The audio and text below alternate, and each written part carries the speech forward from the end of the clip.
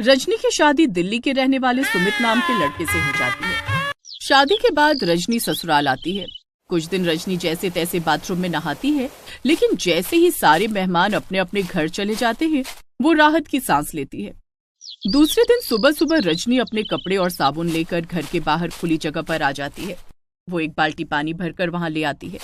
ये सब देखकर रजनी की सास नीमा उससे कहती है, रजनी बहू, तू यहाँ खुले में कपड़े और साबुन और पानी लेकर क्यों आई है? माँ जी, मैं यहाँ नहाने आई हूँ। क्या तू यहाँ नहाएगी खुले में? तेरे ससुर जी देखेंगे तो क्या कहेंगे? पड़ोसियों को बातें बनाने का मौका क्यों दे रही है? क्यों मेरी नाक कटवाना चाहती है? बस माँ जी, आप तो मुझे ना जाने क्या क्या बोल रही हैं। माँ जी, मेरे मायके में नहाने के लिए बाथरूम नहीं है। मैं हमेशा से आंगन में ही नहाती रही हूँ, इसलिए मुझे खुले में नहाने की आदत है। अब यहाँ आंगन तो है नहीं, इसलिए मैं यहाँ नहा रही हूँ।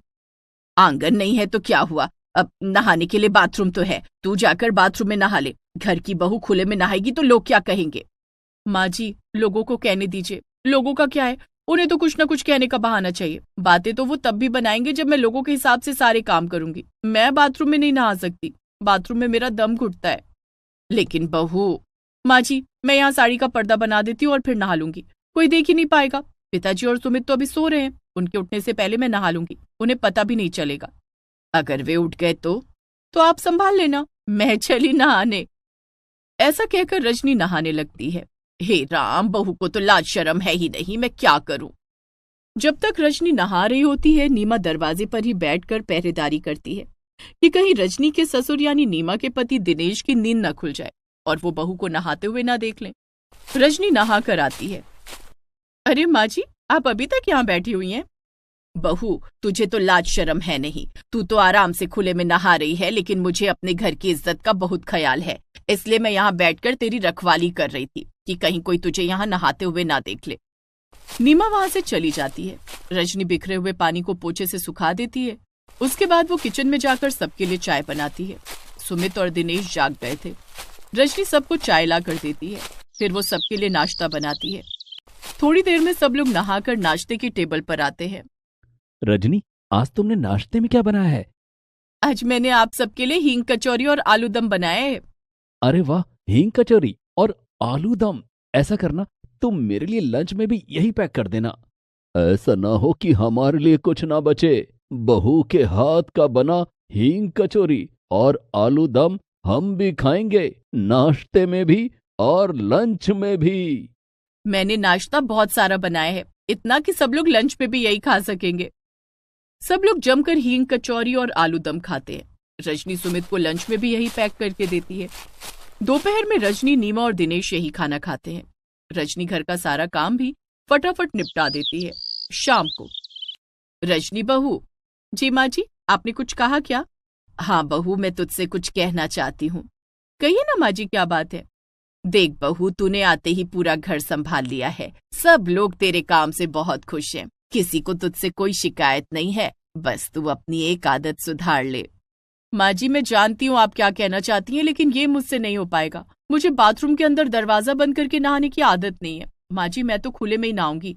कल से मैं सुबह 4 बजे ही नहा लिया करूंगी। इतनी सुबह सब लोग गहरी नींद में होते हैं, मुझे नहाते हुए कोई नहीं देख पाएगा।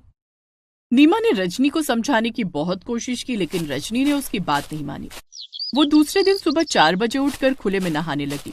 नहाकर वो घर के काम में लग गई। उस दिन मालती नाम की महिला, जो रजनी के घर के सामने रहती थी, वो नीमा से मिलने आती है। आओ मालती बहन, कैसी हो? मैं ठीक हूँ नीमा बहन, तुम बताओ कैसी हो? मैं तो बहुत मजे में हूँ। जब से रजनी बहू बनकर मेरे घर आई है, मुझे बहुत आराम है। रजनी ने घर की सारी जिम्मेदारी अपने कंधों पर ले ली है, मुझे कोई काम नहीं करने देती। ये तो बहुत अच्छी बात है। तुम खुश नसीब हो बहन, वरना आजकल इतनी संस्कारी बहू में मिलती कहाँ है। वैसे नीमा बहन, एक बात बताओ। कौन सी बात मालती बहन? आज सुबह 4 बजे पानी की आवाज से मेरी नींद खुल गई। ऐसा लग रहा था कि कोई नहा रहा है, वो भी खुले में। आवाज तुम्हारे घर से आ रही थी शायद। अरे मालती चाची, इतनी सुबह सुबह कौन नहाएगा? जरूर आपने कोई सपना देखा होगा, वरना 4 बजे तो लोग बहुत गहरी नींद में होते हैं। कोई नहाने के लिए अपनी नींद क्यों खराब करेगा? हाँ मालती बहन, रजनी बहू ठीक कह रही है, तूने जरूर कोई सपना देखा होगा। रजनी और नीमा के कहने पर मालती को भी ये लगने लगता है कि शायद उसने कोई सपना देखा होगा। रजनी मालती के लिए चाय बनाकर लाती है। लीजिए चाची जी, आप चाय पीजिए। जीती रहो बहू, नीमा ने जैसा कहा था तुम बिल्कुल वैसी ही गुणवान हो। चाय पीकर मालती वहां से चली जाती है। मालती के जाने के बाद, रजनी बहू, आज तो हमने मालती को ये कहकर टाल दिया कि उसने सपना देखा होगा, लेकिन तेरा खुले में नहाना कब तक छिपेगा? कल को किसी और ने देख लिया तो क्या होगा? माँ जी, मैं कल से आधी रात में नहा लूंगी, किसी को शक भी नहीं होगा। रजनी दूसरे दिन रात के 3 बजे उठकर नहा लेती है। इतनी रात को उसका नहाना किसी को पता नहीं चल पाया। अब वो रोज रात के 3 बजे नहाने लगी। वो नहाकर फिर सो जाती। धीरे धीरे दिन गुजर रहे थे। दिसंबर का महीना आ गया था। ठंड की शुरुआत हो चुकी थी, लेकिन रजनी अब भी खुले में नहाती थी, जिस कारण उसे जुकाम हो जाता है। रजनी बहू, अब तो सर्दियां शुरू हो गई हैं, तू खुले में नहाना बंद कर दे, वरना तेरी तबीयत बिगड़ सकती है। माँ जी, आप चिंता मत कीजिए, मुझे कुछ नहीं होगा। रजनी बहू, ये तेरा पश्चिम बंगाल नहीं है, दिल्ली है दिल्ली। यहाँ बहुत ठंड पड़ती है, बर्फीली हवाएं चलती हैं, ऊपर से तू आधी रात को उठकर नहाती है। माँ जी, मैं पानी गर्म करके नहाती हूँ। अरे तो क्या हुआ, ठंड तो फिर भी लगती होगी, बाथरूम में गीजर लगा है, तू बाथरूम में क्यों नहीं नहाती? माँ जी, आपको तो पता ही है मुझे खुले में नहाने की आदत है, जरा सा जुकाम ही तो हुआ है, काढ़ा पी लूंगी तो ठीक हो जाएगा। रजनी ने इस बार भी नीमा की बात अनसुनी कर दी। वो ठंड के मौसम में भी रोज आधी रात को उठकर खुले में नहाती। धीरे धीरे रजनी का जुकाम बढ़ने लगा, लेकिन रजनी का खुले में नहाना बंद नहीं हुआ। एक सुबह रजनी सोकर नहीं उठी। क्या बात है, सुबह के 6 बज गए हैं, रजनी बहू तो अब तक हमें सुबह की चाय दे देती थी, आज कहाँ रह गई? नीमा रजनी और सुमित के कमरे का दरवाजा खटखटाने लगती है। रजनी बहू, रजनी बहू। नीमा की आवाज से सुमित की नींद खुल जाती है। उसने उठकर दरवाजा खोला। क्या बात है माँ? सुमित बेटा, रजनी बहू कहाँ है? माँ, रजनी तो सो रही है। अब तक सो रही है रजनी? इतनी देर तक नहीं सोती, तू जरा देख उसकी तबीयत तो ठीक है ना? सुमित ने रजनी के माथे को छूकर देखा। माँ, रजनी को तेज बुखार है। बेटा जल्दी से रजनी को डॉक्टर के पास ले चल। ठीक है माँ। सुमित रजनी को गाड़ी में बिठाता है। गाड़ी में नीमा भी होती है, वो रजनी को संभालती है। दोनों रजनी को लेकर इमरजेंसी वार्ड में जाते हैं, जहां डॉक्टर रजनी का चेकअप और इलाज करता है। इलाज के बाद रजनी को होश आ जाता है। डॉक्टर साहब, मेरी बहू को क्या हुआ है? आपकी बहू को निमोनिया हो गया है, इन्हें कुछ दिन अस्पताल में ही रहना होगा। डॉक्टर साहब, रजनी ठीक तो हो जाएगी ना? हाँ, ये ठीक हो जाएंगी, लेकिन इन्हें ठंड से बचना होगा। ऐसा लगता है कि आपकी पत्नी ने ठंड से बचने के लिए कुछ नहीं किया, बल्कि और लापरवाही बरती है। इस समय शीतलहरी चल रही है, रात को तापमान गिरकर 2 डिग्री हो जाता है। ऐसे में लापरवाही करने पर जान भी जा सकती है। आपने टीवी पर नहीं देखा, ठंड के कारण दर्जनों लोगों की जान जा चुकी है। डॉक्टर की सारी बातें रजनी सुन रही थी। डॉक्टर साहब, मैं रजनी का पूरा ध्यान रखूंगा। अस्पताल में सुमित और नीमा रजनी का पूरा ध्यान रखते हैं। 5 दिन के बाद रजनी को अस्पताल से छुट्टी मिल जाती है। सुमित और नीमा रजनी को लेकर घर आते हैं। माँ, आप रजनी का ध्यान रखना, मैं ऑफिस जा रहा हूँ। सुमित बेटा, तू निश्चिंत होकर ऑफिस जा, मैं बहू का पूरा ध्यान रखूंगी। सुमित ऑफिस चला जाता है। नीमा रजनी के लिए गर्मा गर्म वेजिटेबल सूप बनाकर लाती है और उसे पीने के लिए देती है।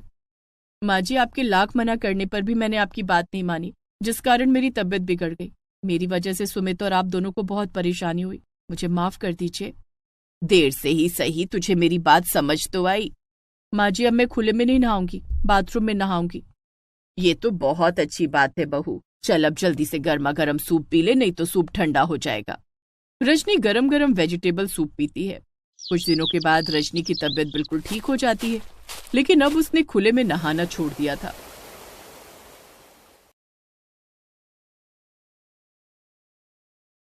निर्मला नाम की एक औरत अपने पति, बेटे और बहू के साथ रहती थी। एक दिन निर्मला के घर में सुबह सुबह मुकेश आता है। जी नमस्ते। नमस्ते बेटा, तुम कौन? मैंने पहचाना नहीं। अरे नहीं नहीं, आप मुझे बेटा क्यों कह रही हैं? आपकी उम्र तो मुझसे बस थोड़ी ज्यादा लगती है। आप मेरा नाम लेकर मुझे बुलाइए ना, मेरा नाम मुकेश है। अपनी तारीफ सुनकर सास निर्मला बहुत खुश हो जाती है, लेकिन उसके पति धीरज को ये बात बड़ी अजीब लगती है।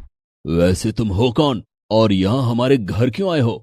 वो मैंने सुना था कि आपके घर के ऊपर के हिस्से में एक कमरा खाली है, तो मुझे ना किराए पर कमरा चाहिए था। अच्छा अच्छा, बस इतनी सी बात। तो बेटा मेरा मतलब मुकेश, तुम कमरा ले लो ना। आओ मैं तुम्हें कमरा दिखा देती हूँ। अरे मगर हम तो इसे जानते भी नहीं। मुकेश, पहले तुम अपने बारे में कुछ बताओ। तुम किस गांव के हो और क्या करते हो? वो दरअसल मैं एक कंपनी में नौकरी करता हूँ और मैं दूसरे गांव का हूँ। यहाँ नौकरी करने ही आया था और मुझे कमरे की सख्त जरूरत है। निर्मला जी, अब तो मैंने अपने बारे में भी बता दिया। अब आप मुझे कमरा दिखा दीजिए। अरे मगर मगर क्या? अरे पहले उसे कमरा देखने तो दो। और ये क्या, आपको शक्ल से चोर दिखता है? अच्छे घर का ही लगता है। आओ मुकेश, मेरे पीछे आओ। निर्मला मुकेश को कमरा दिखाने ले जाती है, लेकिन धीरज को मुकेश अजीब लगता है, पर वो कुछ नहीं कहता। वाकई में निर्मला जी, मानना पड़ेगा।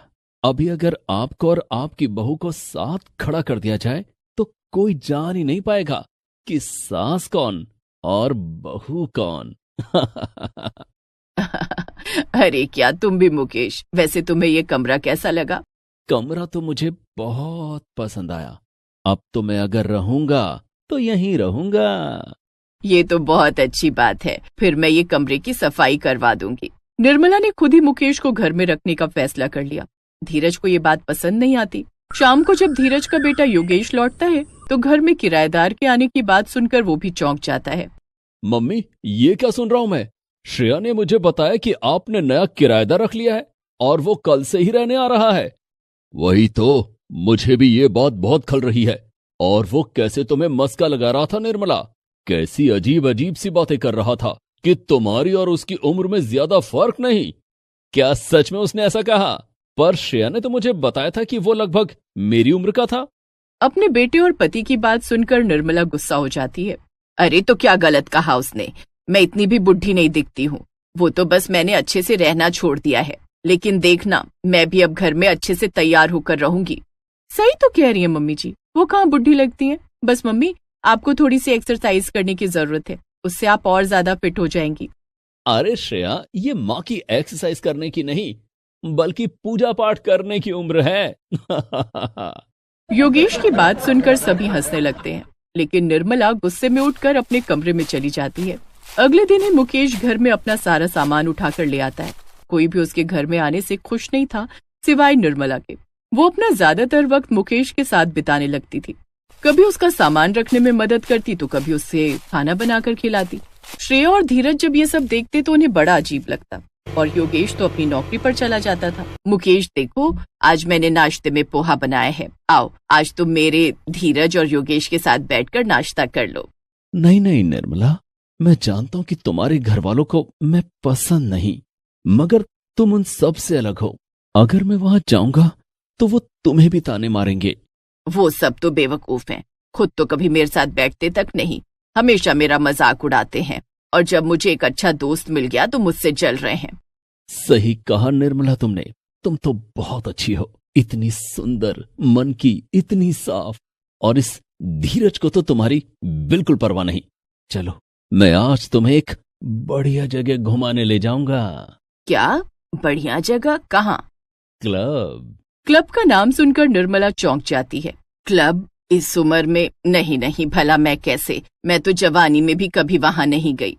अरे तो यही तो मौका है ना निर्मला, और वैसे भी तुम अभी कौन सी बूढ़ी हो गई हो। ये लो, मैं तुम्हारे लिए ये ड्रेस लाया हूं, शाम को इसे पहनकर तैयार रहना। मैं जैसे ही काम से लौटूंगा हम साथ चलेंगे। अरे वाह, ये तो बहुत अच्छी ड्रेस है। ठीक है, फिर मैं चलूंगी। अब निर्मला को भी मुकेश और उसकी बातें अच्छी लगने लगी थी। वो हमेशा उससे प्यार से बात करता था और उसके लिए तोहफे लाता था। शाम को निर्मला अपनी ड्रेस पहनकर तैयार हो जाती है और मेकअप करने लगती है। तभी श्रेया उसके कमरे में उससे कुछ मांगने आती है और उसे ऐसे देखकर वो चौंक जाती है। मम्मी जी, ये क्या, ये सब क्या है? क्या क्या है? ये ऐसे कपड़े पहनकर और मेकअप करके आप कहाँ जा रही हैं? तुम क्या मुझसे सवाल कर रही हो श्रेया? अपनी सास से। अरे सास मैं हूँ या तू, और मैं कहीं भी जाऊं इससे तुझे भला क्या? श्रेया अपनी सास के मुंह से ऐसी कड़वी बातें सुनकर दुखी हो जाती है और वहां से चली जाती है।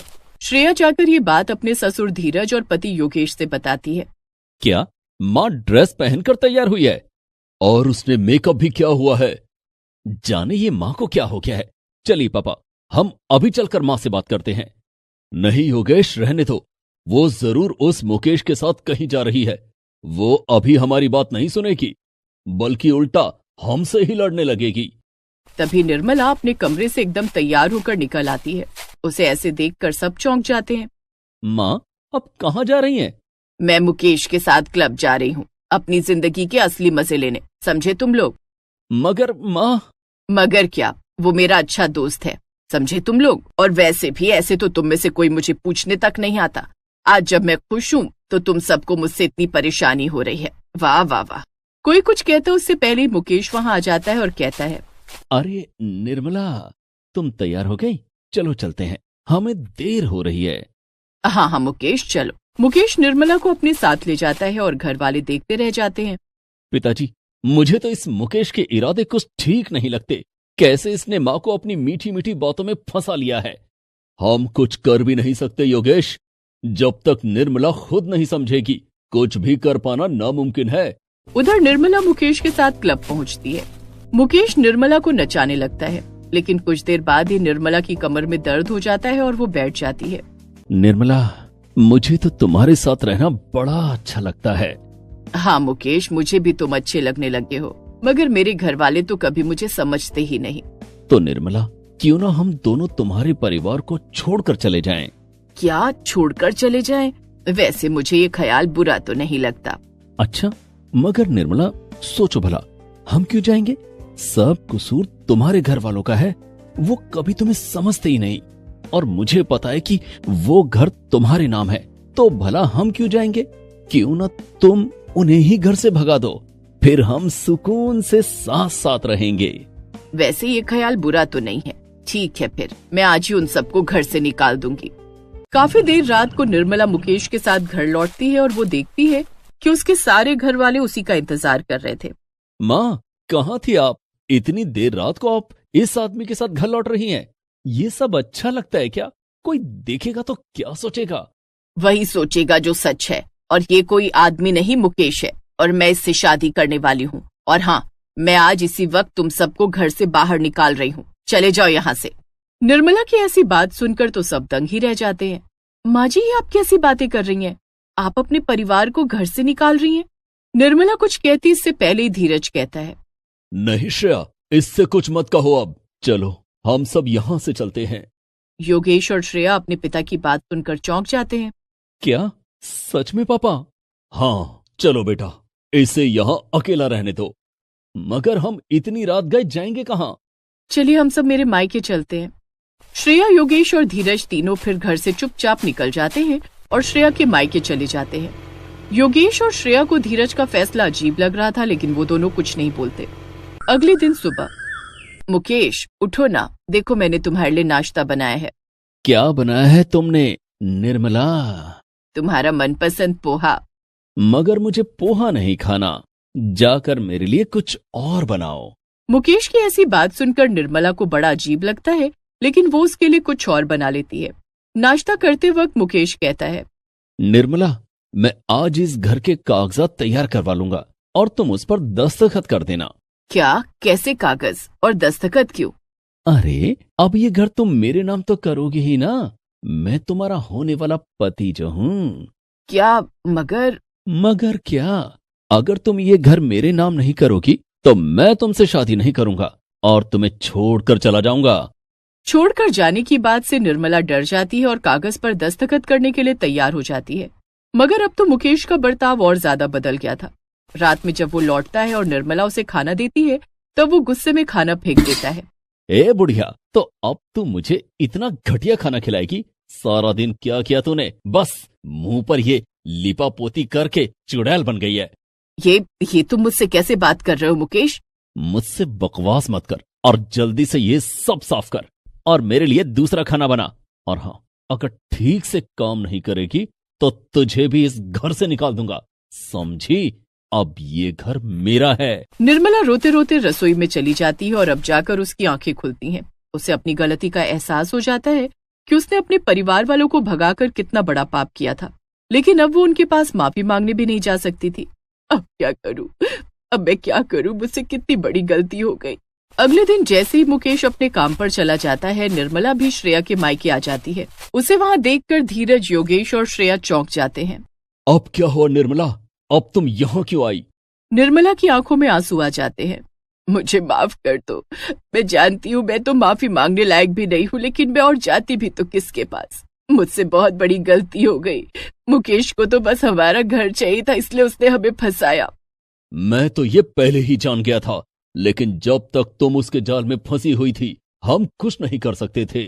लेकिन अब तो आपको सब समझ आ गया है ना, हम उसे पुलिस के हवाले कर देंगे। हाँ, पुलिस 4 डंडे मारेगी तो उसके होश ठिकाने आ जाएंगे। योगेश मुकेश को पुलिस के हवाले कर देता है और इसके बाद निर्मला अपने परिवार वालों के साथ फिर से रहने लगती है। वो अपने परिवार वालों का दिल जीतने और उनसे माफी मांगने की पूरी कोशिश करती है और फिर वो सब खुशी खुशी रहने लगते हैं। Please subscribe this channel.